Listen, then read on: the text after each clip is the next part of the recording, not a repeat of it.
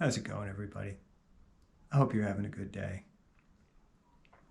It's been kind of a difficult time recently. I've been watching some people whom I love dearly walk a hard road. And it got me to thinking how those of us who are asked to do so can serve in those situations. It's understandably difficult for anyone, but it's incredibly difficult for those of us who were raised in households marked by emotional instability and enmeshment, emotional entanglement. Those of us who learned how to be empathic, to read the room. As a kid, you walk into a room, you feel anger there. Well, you feel angry, so you must be angry.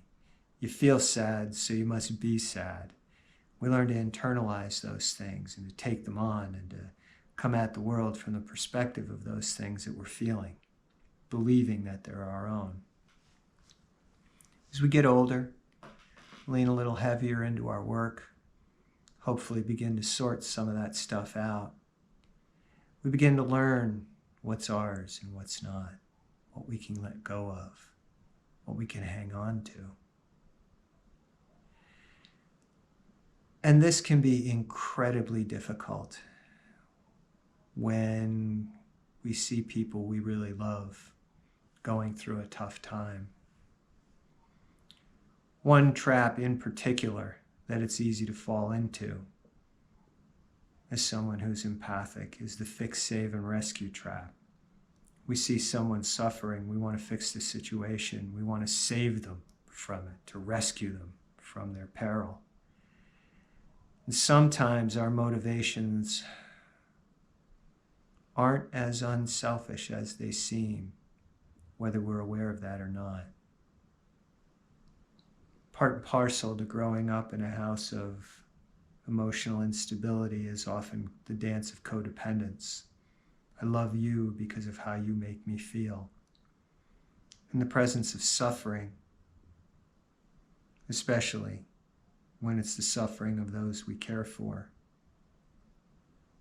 we don't like the way we feel when we see them suffer.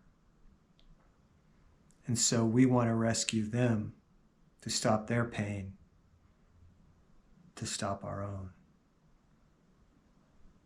That enmeshment is an insidious thing. So how do we serve when we're asked to do so?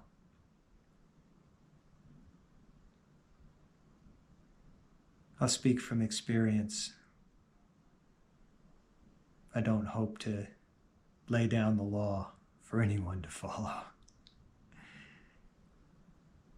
What seems to be paramount is being able to be in the presence of another person as they are, to find the strength and the compassion, the courage to allow them to be who they are, as they are, and where they are in that moment. If we can really stand firm and non-judgmentally and allow them to do that, they're going to show us not only their view of the world, but what they believe to be their place in it. Because what they're experiencing is true for them at the time. We can't discount that. And in their presence, and in the presence of all of that, we can serve ourselves best by keeping our boundaries intact, by not taking on anything that we're hearing, by not internalizing it, not turning away from them, not ignoring them, just not absorbing it. In a sense, we allow ourselves to walk alongside them, to allow them to lean on us if they ask, if they need to. But sometimes we also have to let them stumble, and we have to let them fall, and we have to let them get back up on their own. Because that might be the only way they're ever going to learn. Requires us to clean ourselves out a lot, to see where our motivations are coming from, to discover what's really needed.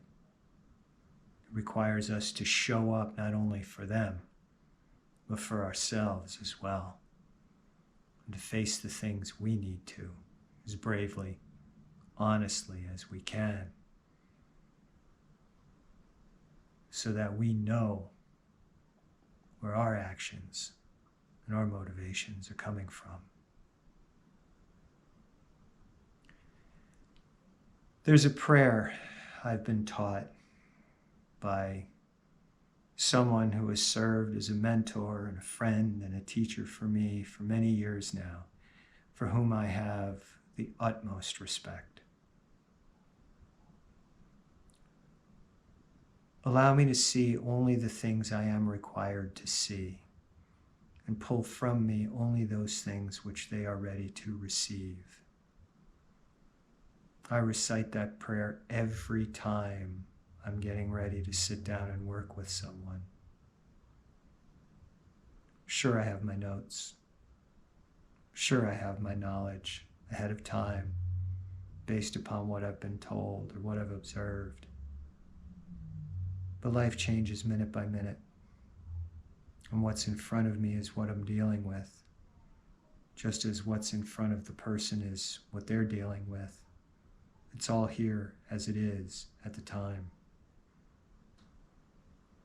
I don't want to shoehorn it.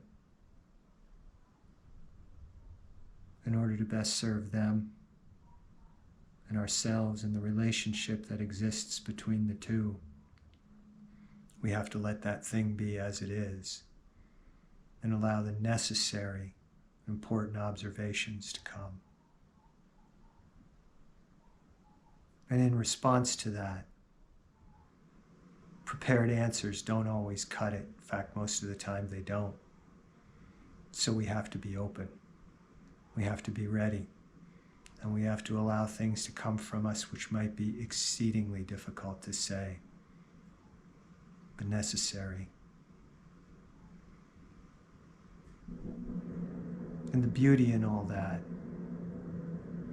is that we don't have to claim their success. In fact, we don't.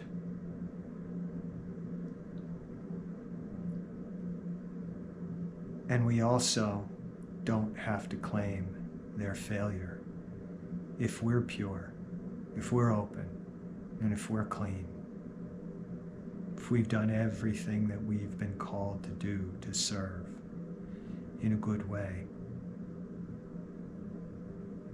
And sometimes they need that failure to be able to learn.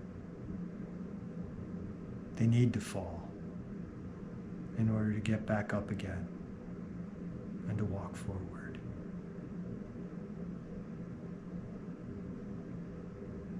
Till next time.